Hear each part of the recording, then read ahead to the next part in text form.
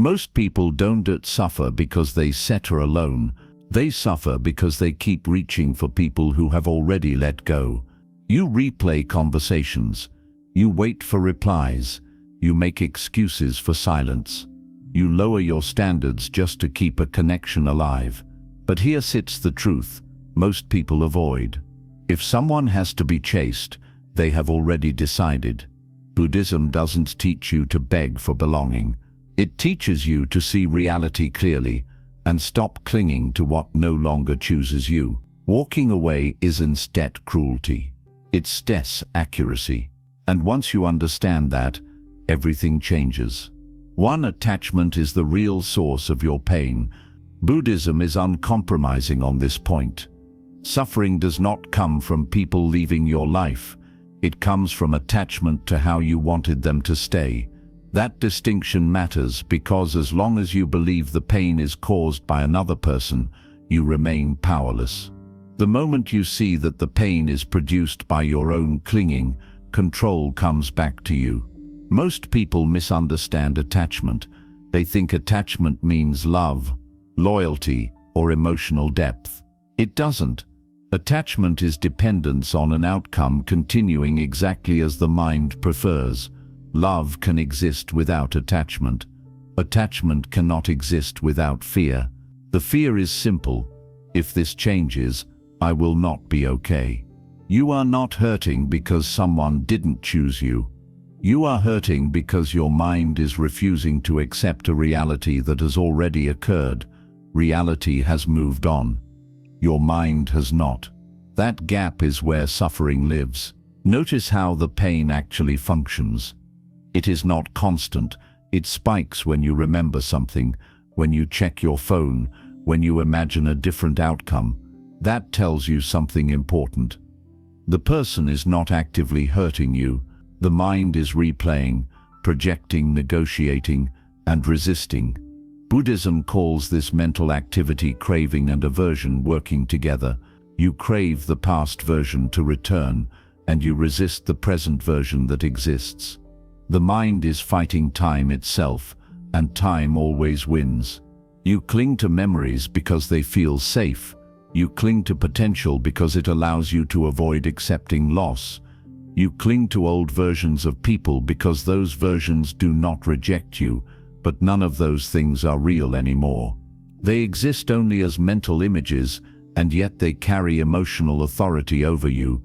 That is attachment in its raw form. This is why attachment behaves like addiction. When you receive a message, a reply, or a sign of interest, the nervous system relaxes for a moment. Relief floods in.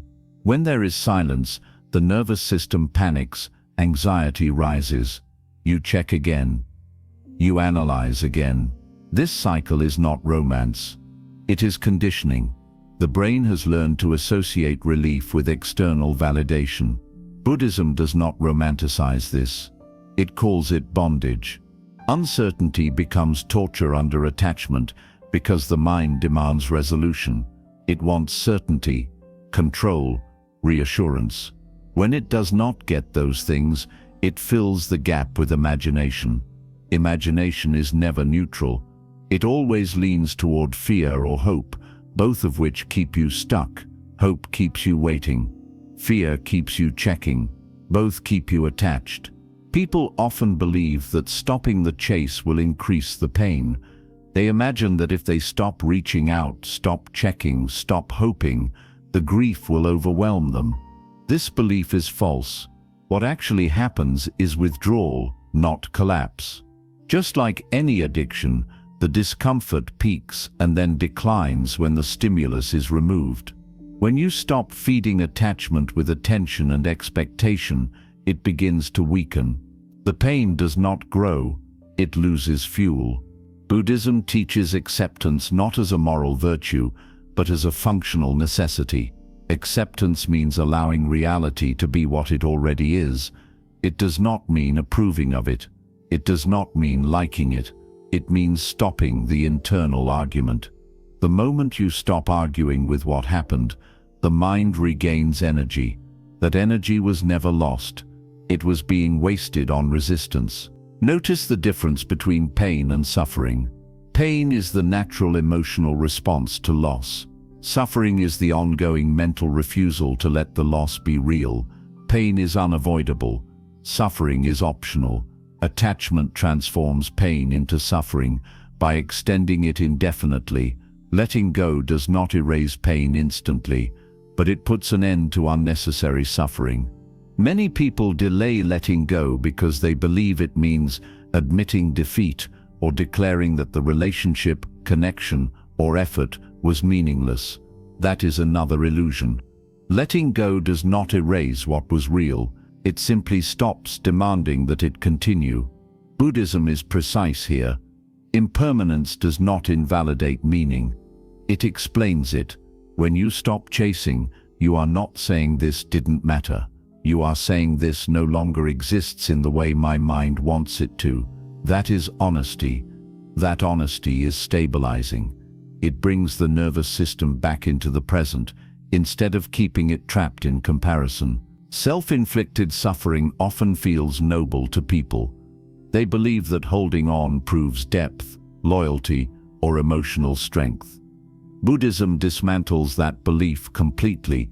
Holding on to what is gone is not strength. It is confusion. Strength is the ability to face reality without collapsing into fantasy. Letting go is not an act of aggression toward the other person. It is an act of responsibility toward yourself. You stop outsourcing your emotional regulation to someone who is no longer participating. You stop waiting for permission to move forward. You stop asking reality to change its mind. The moment attachment loosens, something subtle but important happens. Your attention returns. Your body relaxes. The constant background tension begins to fade. You realize that much of the pain was not caused by love, but by resistance to loss. That realization does not make you cold. It makes you clear. Letting go is not giving up. Giving up is passive and resentful. Letting go is active and honest. It is the decision to stop hurting yourself over something that has already ended. Buddhism does not ask you to become detached from life. It asks you to stop clinging to illusions that keep you trapped. When attachment ends, suffering loses its grip, not because you stopped caring, but because you stopped fighting reality. That is the beginning of peace. 2. Chasing destroys your dignity before it loses the person. Most people think chasing is an act of love. Buddhism does not.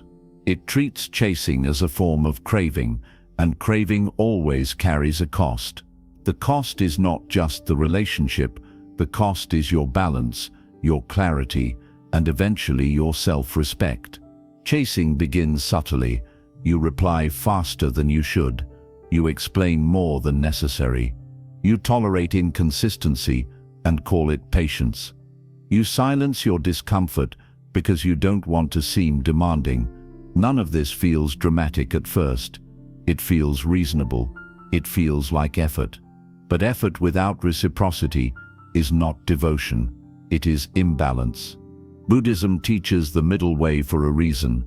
Any relationship that requires one person to lean forward constantly while the other leans back is already unstable. When you chase, you tilt the dynamic. You communicate without words that your emotional state depends on their response.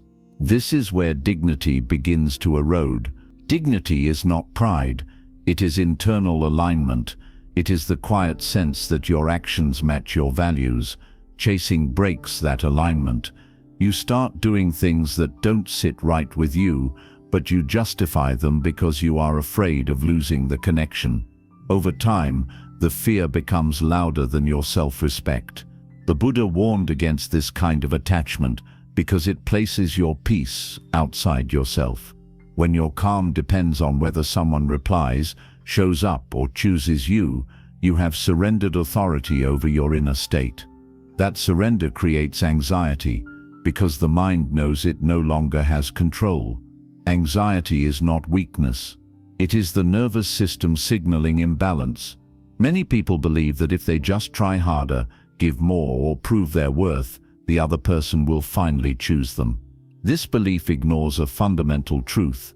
Attraction and respect cannot be negotiated. They are either present or they are not. Chasing does not create desire. It signals desperation. And desperation repels, even from people who care. What actually happens when you chase is that the other person feels the imbalance before they consciously recognize it. They sense pressure. They sense expectation. They sense that saying no would cause emotional fallout. Instead of bringing closeness, chasing creates distance.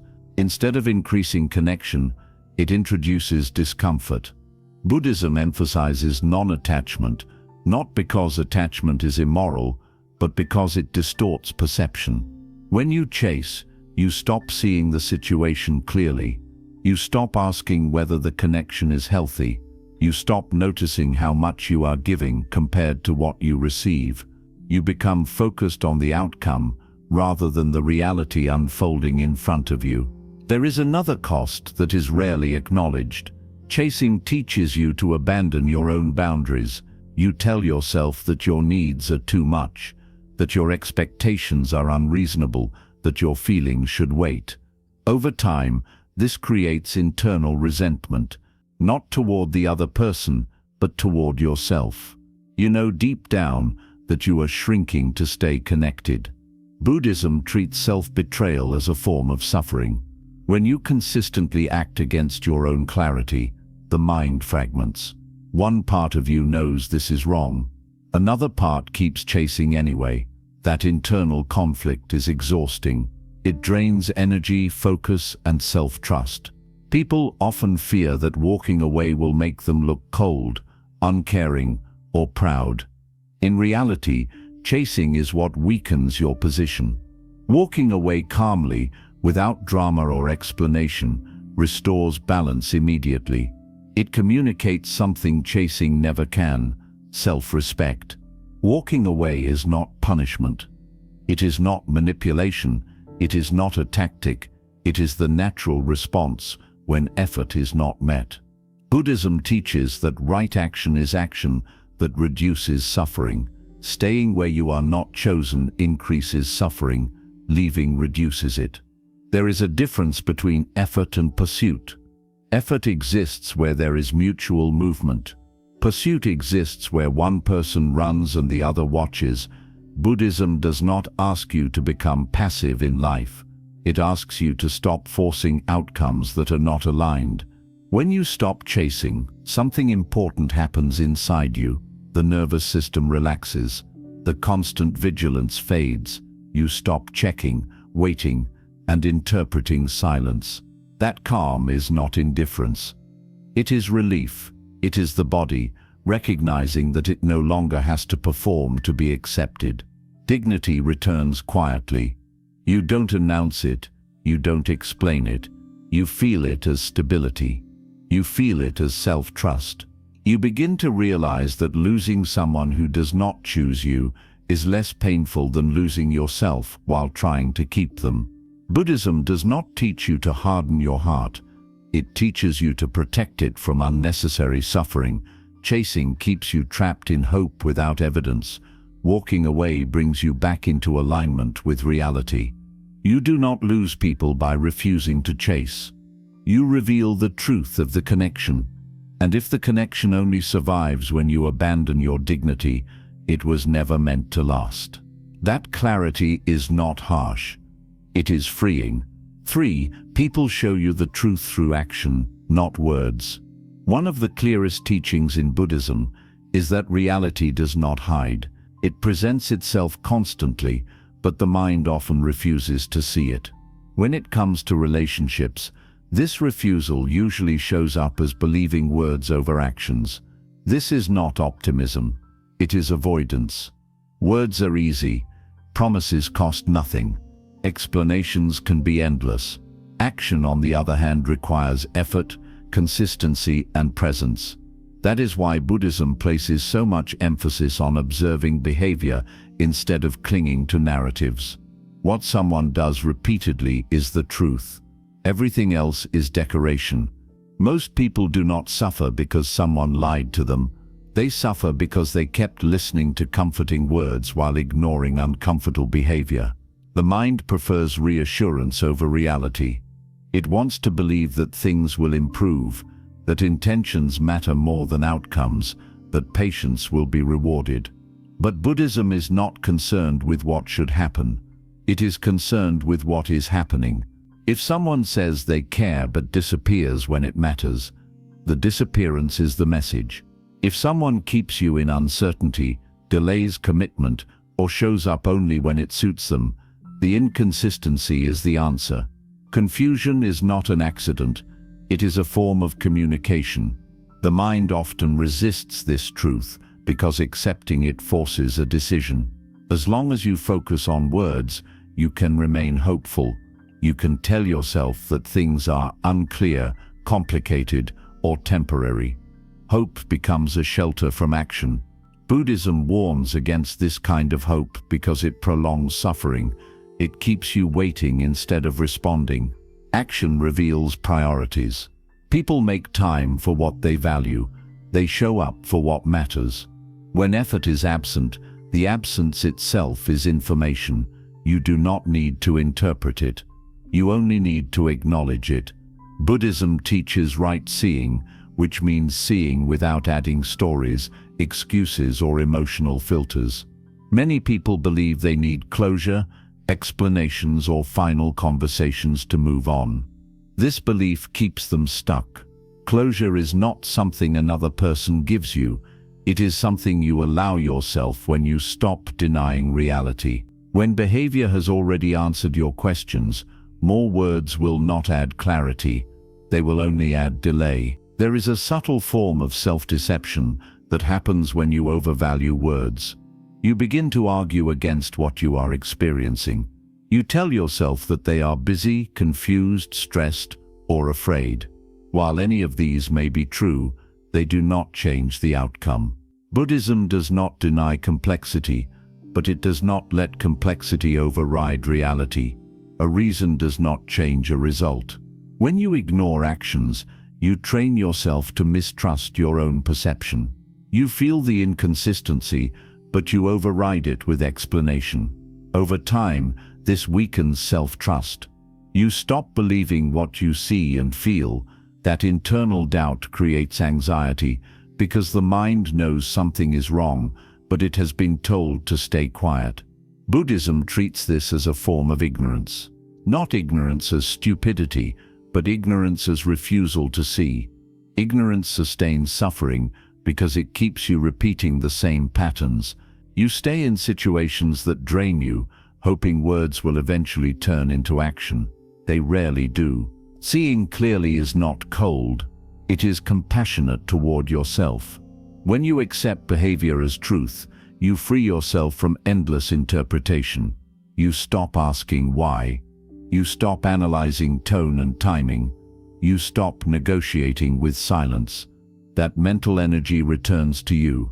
It is important to understand that believing actions does not require anger or judgment. Buddhism does not ask you to condemn people for their limitations. It asks you to stop making their limitations your responsibility. Someone can care and still not choose you. Someone can mean well and still not show up. Reality does not need to be villainized to be accepted. When you align with action instead of words, decision-making becomes simple. You stop chasing clarity from people who are already giving you clarity through absence. You stop waiting for honesty when behavior has been consistent. This simplicity reduces suffering because it removes false hope. The mind often fears that accepting actions will lead to loss. In reality, it leads to freedom. You lose illusions, not truth. You lose imagined futures, not real connections. Buddhism teaches that letting go of illusion is a form of awakening. When someone does not choose you through their actions, believe them, not because they are bad, but because reality is not negotiable. Respecting that reality is an act of wisdom. The moment you stop arguing with behavior, peace becomes possible. 4. Walking away is an act of clarity, not an emotional reaction. Many people believe that walking away means you are emotional, dramatic, or unable to handle discomfort. Buddhism rejects this idea completely. In fact, it teaches the opposite. Walking away, when done correctly, is not a reaction driven by emotion. It is the result of emotion settling and clarity taking over. An emotional reaction is impulsive. It is fueled by anger, fear, or wounded pride. It lashes out, explains too much, demands answers, or seeks validation. Walking away, in the Buddhist sense, happens after that storm has passed. It happens when the mind is no longer trying to change the situation and finally sees it clearly. Buddhism emphasizes non-reactivity, not numbness. Non-reactivity does not mean suppressing feelings or pretending not to care. It means allowing feelings to arise without letting them dictate your actions. When you walk away from someone who does not choose you, you are not denying pain. You are refusing to let pain control your behavior. Clarity arrives when you stop asking, "How can I make this work?" and start asking, "What is actually happening?" This shift is critical. The first question keeps you trapped in effort and imagination. The second question anchors you in reality. Once you see that the situation is one-sided, unclear, or draining, continuing to stay no longer makes sense. Walking away is often misunderstood because it is quiet. There is no dramatic exit, no final speech, no emotional confrontation. Buddhism does not encourage theatrical endings because they keep attachment alive. When you argue, explain, or demand closure, you are still engaged. Walking away calmly ends engagement without hostility. This calmness is not indifference. It is self-respect. You recognize that staying would require you to compromise your dignity, suppress your needs, or tolerate ongoing uncertainty. Instead of negotiating your worth, you choose to remove yourself from the situation entirely. That decision restores internal balance. Many people delay walking away because they are afraid of being seen as cold or heartless. Buddhism teaches that compassion does not mean self-sacrifice without wisdom. Compassion without clarity becomes self-harm. You can understand someone's limitations and still choose not to remain affected by them. Another fear that keeps people stuck is the belief that walking away means giving up too soon. In reality, walking away often comes after you have already tried too long. It comes after patience, understanding, and effort have been exhausted. It is not the first move. It is the final, honest one. When you walk away with clarity, you are no longer trying to win, prove, or be chosen. You are simply aligning your actions with reality. Buddhism values alignment because misalignment is a source of suffering.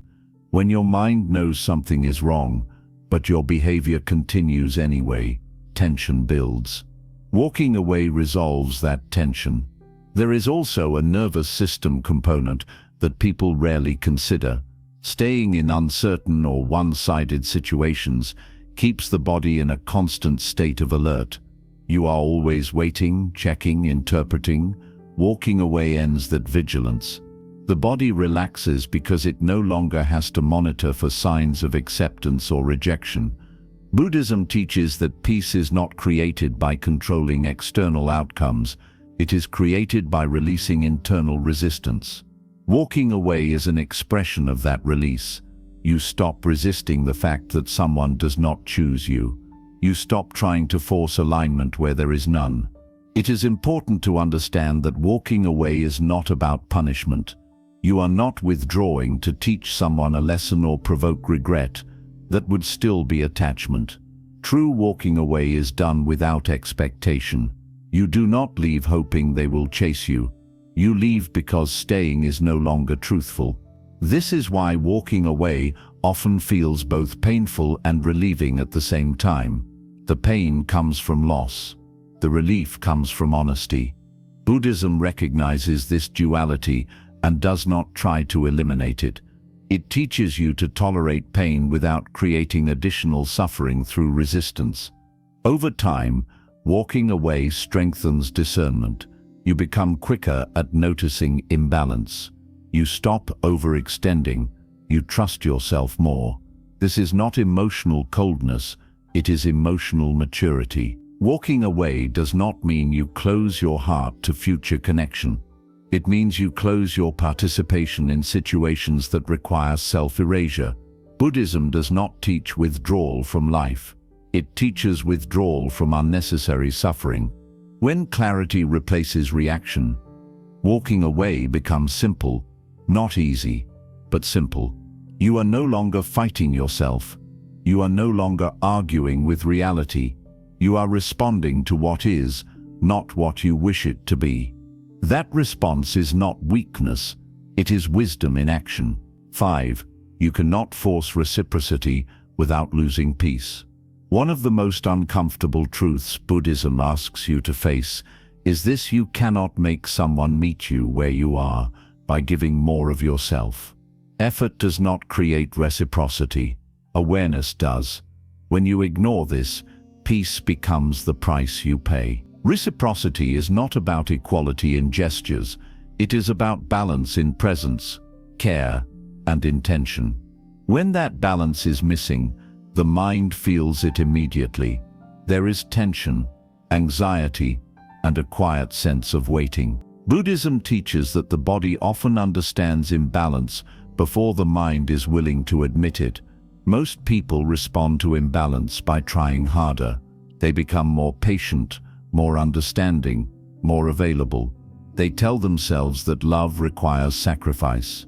Buddhism does not deny sacrifice, but it draws a sharp line between conscious sacrifice and unconscious self-erasure. The second one leads to suffering. When you give without receiving, resentment does not appear right away. It builds slowly. At first you excuse the imbalance, then you feel unappreciated. Eventually, you feel invisible. This resentment is not a sign that you are selfish. It is a sign that you are acting against your own clarity. Buddhism warns against forcing outcomes because force creates resistance. When you try to push a relationship into balance, you introduce pressure. Pressure does not inspire closeness. It creates withdrawal. The other person may comply temporarily, but it will not be genuine, and you will feel that. Peace depends on effort, matching effort. When effort is one-sided, the nervous system stays on edge. You are always monitoring, adjusting, compensating.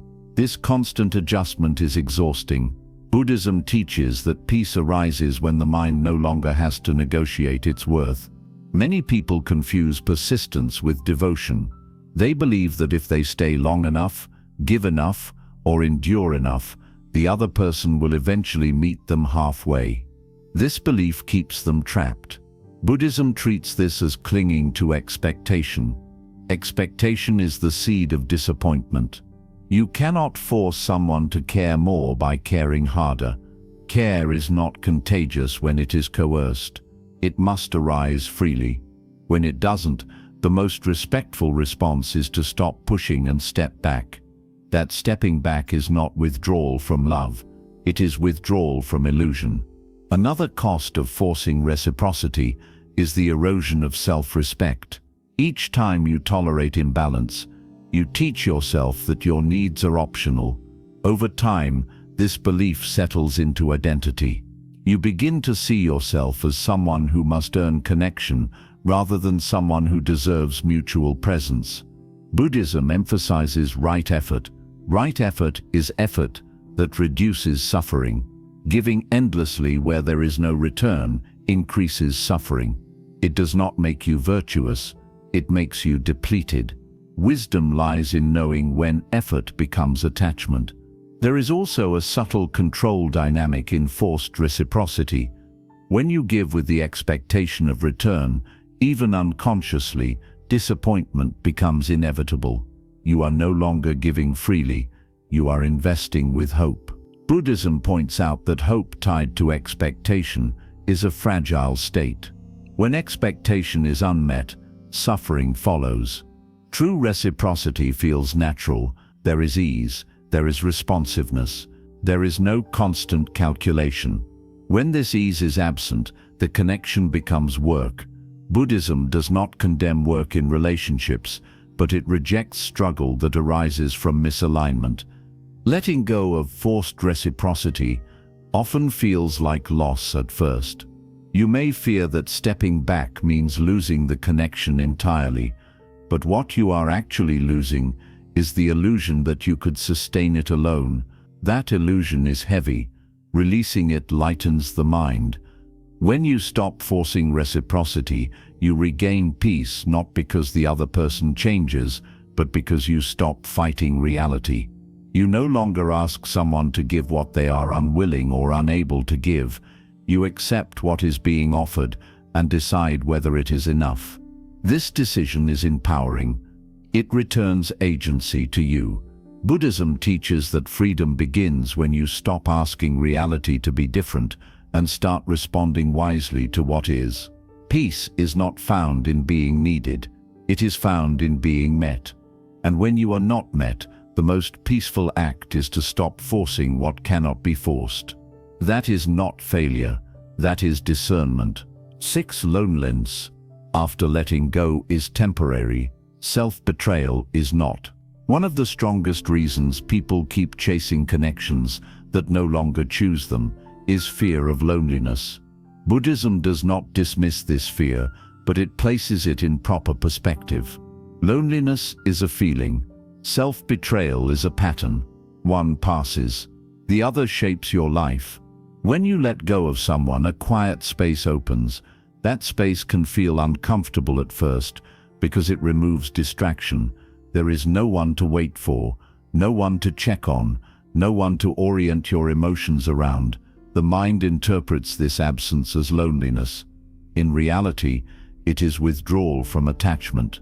Buddhism teaches that the mind dislikes emptiness because emptiness exposes truth. When there is no one to focus on, the mind turns inward. It notices the habits it formed, the compromises it made, the discomfort it ignored. This awareness can feel painful, but it is also corrective. It is the beginning of honesty with yourself. Loneliness after letting go is sharp, but clean. It does not humiliate you. It does not force you to shrink. It simply asks you to sit with yourself without external validation. Buddhism views this as a necessary stage of clarity, not a failure. Self-betrayal, on the other hand, is subtle and corrosive. Each time you stay where you are not chosen, you teach yourself that your boundaries do not matter. Each time you silence your needs to keep a connection alive, you weaken self-trust. Over time, this becomes your normal state. That is far more damaging than temporary loneliness. Many people try to avoid loneliness by returning to situations that hurt them. Buddhism calls this ignorance driven by craving. You trade long-term peace for short-term comfort. The comfort never lasts, but the cost accumulates. Every return deepens the belief that being alone is worse than being disrespected. Loneliness fades as the nervous system adjusts. The mind learns that it can exist without constant reassurance. Space becomes stability. Solitude becomes neutral, then restorative. This does not happen if you keep interrupting the process by chasing familiarity. Self-betrayal does not fade on its own. It hardens into identity. You become someone who overextends, over-explains, and overgives. You may appear functional, but internally there is constant tension.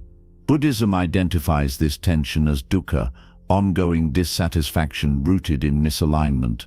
Letting go feels like loss, because the mind confuses attachment with connection.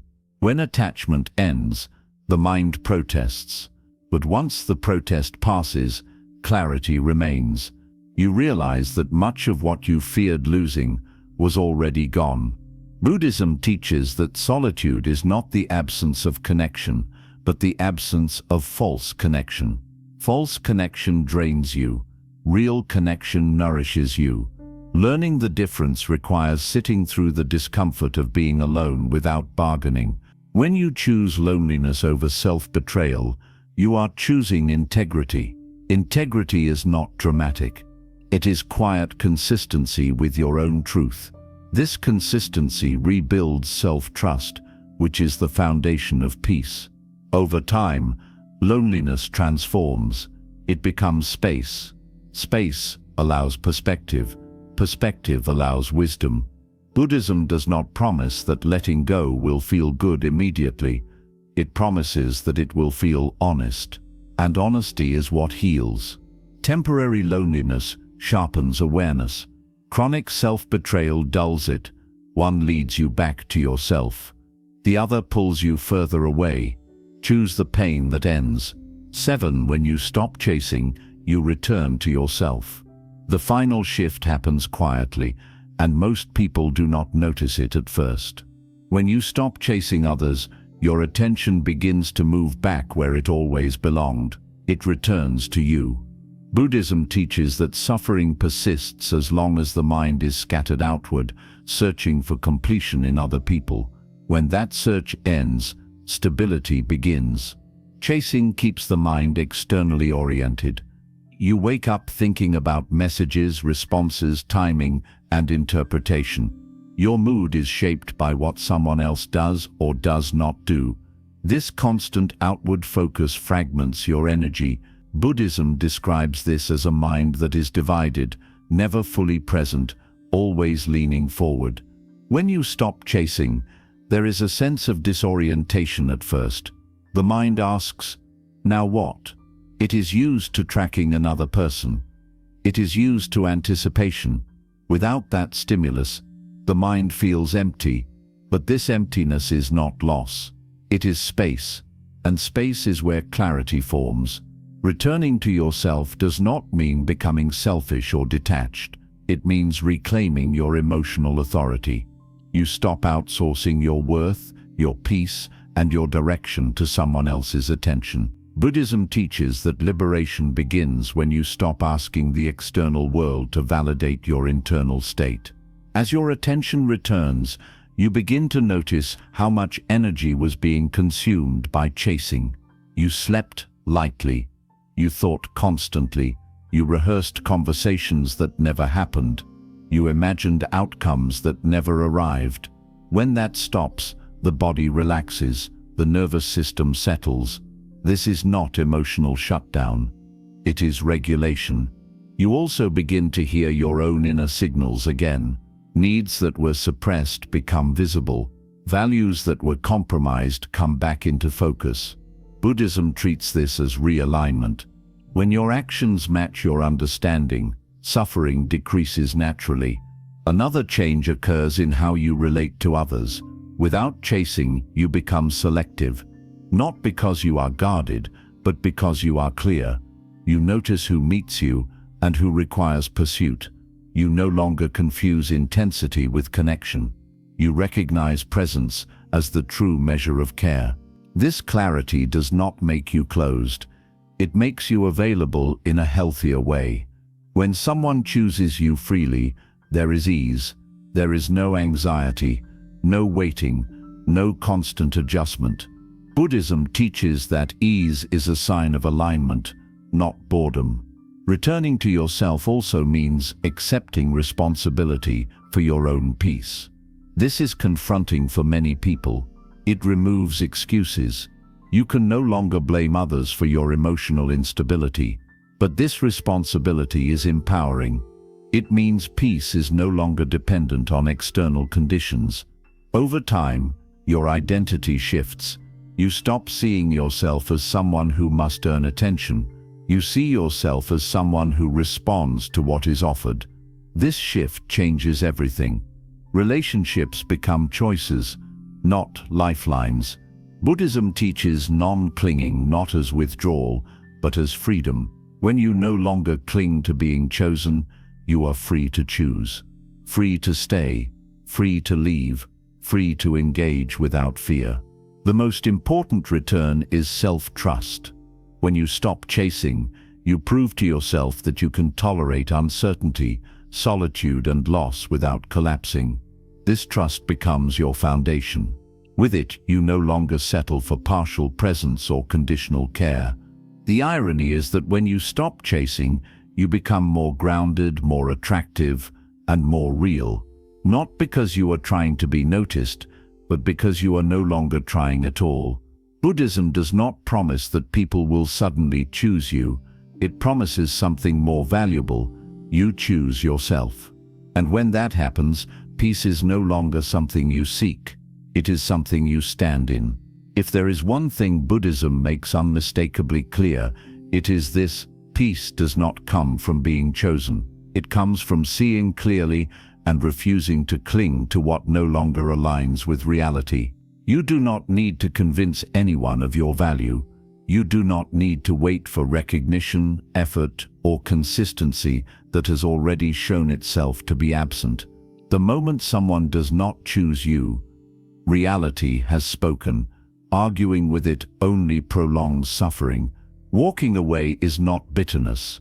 It is wisdom. It is the decision to stop bleeding internally for connections that require self-erasure. When you let go, you are not losing love. You are losing illusion. Buddhism teaches that freedom begins where attachment ends. When you stop chasing, stop waiting, and stop hoping without evidence, your energy returns to you. Your mind settles. Your dignity stabilizes. You were never meant to be chosen at the cost of yourself. Choose clarity. Choose peace.